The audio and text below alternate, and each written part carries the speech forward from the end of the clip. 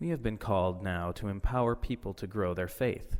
4 congregations have used words, music, and outreach to strengthen their worship and those of other faith communities, and to stand up against injustice in God's name.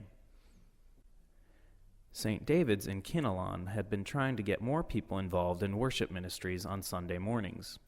When a former parishioner told the Reverend David DeSmith about a worship team program used at the Philadelphia Episcopal Cathedral, it seemed to be just what St. David's needed.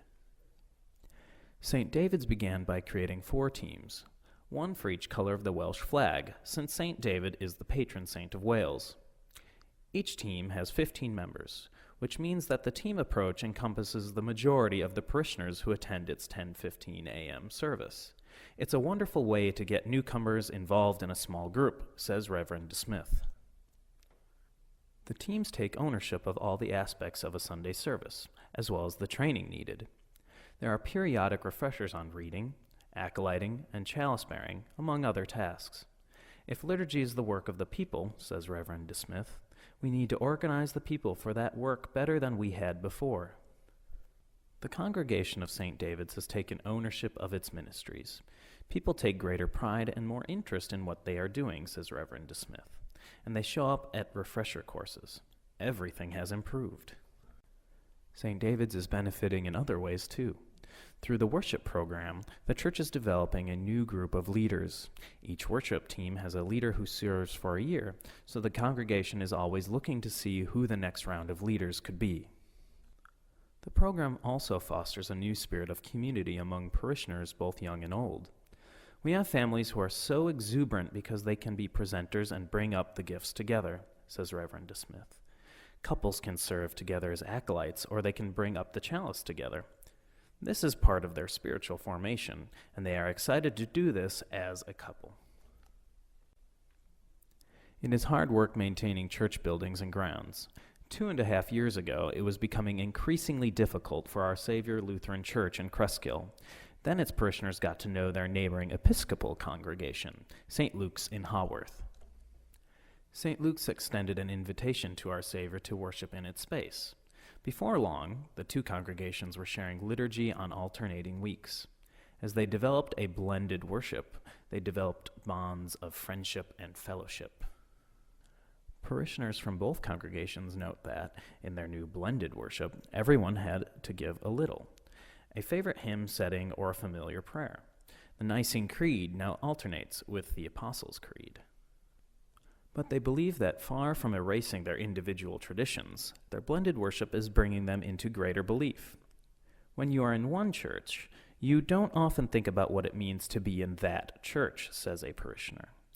We're working at doing the blending in a way that Episcopalians will be strong Episcopalians, and Lutherans will be strong Lutherans, and they will be stronger by being together. In October, Kathleen Rusnick, the pastor of Our Savior, retired.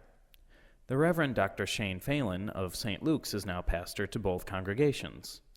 Though St. Luke's and Our Savior remain legally separate, with separate budgets and governance, they now have a joint social ministry committee, combined stewardship work, altar guild, and other committees.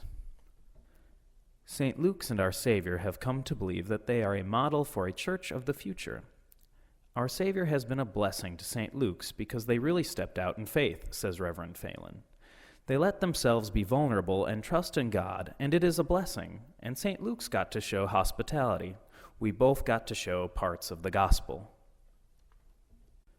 Hand in Hand Music School is a joint ministry of Trinity, Bayonne, and nearby Grace Lutheran Church.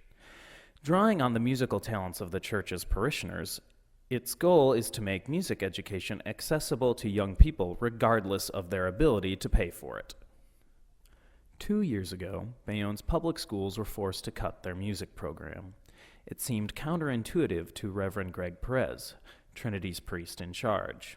Music education has been shown to improve grades in other school subjects. Nearby Grace Lutheran had a pastor whose husband is a professional musician in Manhattan. The 2 churches knew each other well from sharing services, and so collaboration on a music program seemed very natural. Their hand-in-hand music school now offers Suzuki violin classes, as well as piano, sax, flute, and African drums to 28 students. And lack of means or instrument is no obstacle. The churches called for instrument donations and were rewarded with violins, flutes, drums, guitars, mandolins, and pianos. So many pianos, in fact, that they were able to give some to students to use at home. And a cabaret this past fall raised money to go towards scholarships. We are a bridge in the educational system, says Reverend Perez. If we can help build a better educational system, it would be good for all of us. Bergen County was not a global melting pot when Trinity Allendale was founded. But it is now, and Trinity has made it its mission to help residents of all faiths to understand each other.